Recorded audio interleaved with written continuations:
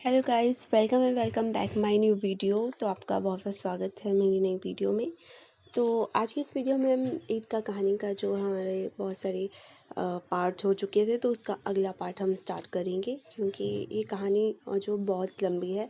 तो छोटे छोटे पार्ट में डिवाइड कर करके मैं आपको ये कहानी स्टोरी जो है अच्छे से एक्सप्लेन कर रही हूँ। तो चलिए स्टार्ट करते हैं। मोहसिन ने एड़ी चोटी का जोर लगाकर कहा, अच्छा पानी तो नहीं भर सकता। हामिद ने चिमटे को सीधा खड़ा करके कहा, भिश्ती तो एक डांट बताएगा तो दौड़ा हुआ पानी लाकर उसके द्वार पर छिड़कने लगेगा। मोहसिन परास्त हो गया, पर महमूद ने कुमक पहुंचाई, अगर बच्चा पकड़ा जाए तो अदालत में बंधे बंधे फिरेंगे, तब तो वकील साहब के ही पैरों पड़ेंगे। हामिद इस प्रबल तर्क का जवाब न दे सका। उसने पूछा, हमें पकड़ने कौन आएगा? नूरे ने अकड़कर कहा, वह सिपाही बंदूक वाला। हामिद ने मुंह चिढ़ाकर कहा, यह बेचारे हम बहादुर रुस्तमे हिंद को पकड़ेंगे। अच्छा लाओ, अभी ज़रा कुश्ती हो जाए, इसकी सूरत देखकर दूर से भागेंगे, पकड़ेंगे क्या बेचारे। मोहसिन को एक नई चोट सूझ गई। तुम्हारे चिमटे का मुंह रोज़ आग में जलेगा। उसने समझा था कि हामिद लाजवाब हो जाएगा, लेकिन यह बात न हुई। हामिद ने तुरंत जवाब दिया, आग में बहादुर ही कूदते हैं जनाब। तुम्हारे यह वकील, सिपाही और भिश्ती लड़कियों की तरह घर में घुस जाएंगे। आग में कूदना वह काम है जो रुस्तमे हिंद ही कर सकता है। महमूद ने एक जोर लगाया, वकील साहब कुर्सी मेज़ पर बैठेंगे, तुम्हारा चिमटा तो बावर्ची खाने में ज़मीन पर पड़ा रहेगा। इस तर्क ने सम्मी और नूरे को भी सजीव कर दिया।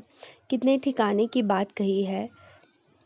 चिमटा बावर्ची खाने में पड़े रहने के सिवा और क्या कर सकता है।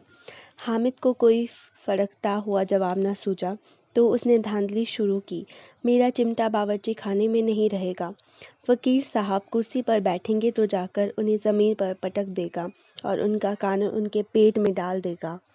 बात कुछ बनी नहीं, खासी गाली गलौज थी। कानून को पेट में डालने वाली बात छा गई।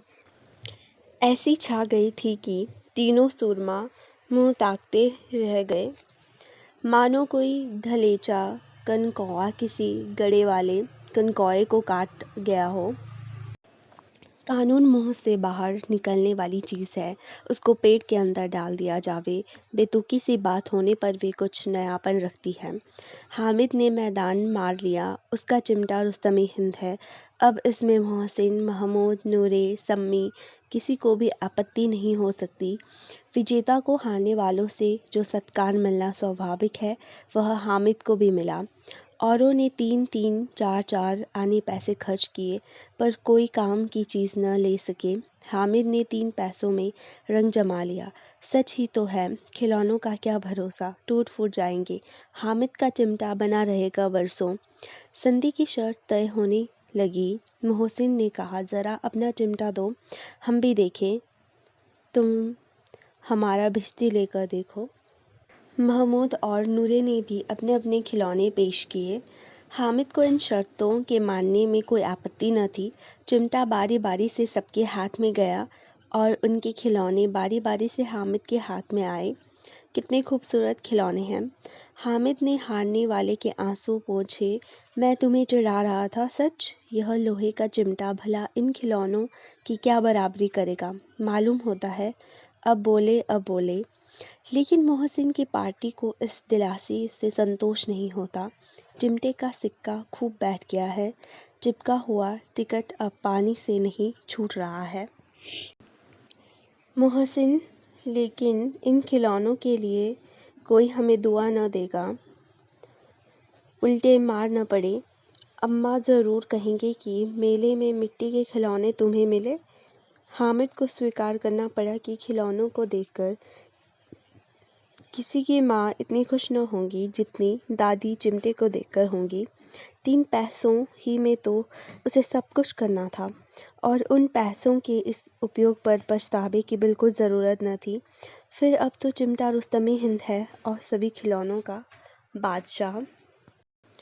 तो फ्रेंड्स, आज की वीडियो में बस इतना ही, फिर मिलेंगे नेक्स्ट पार्ट के साथ। तब तक के लिए थैंक्स फॉर वॉचिंग।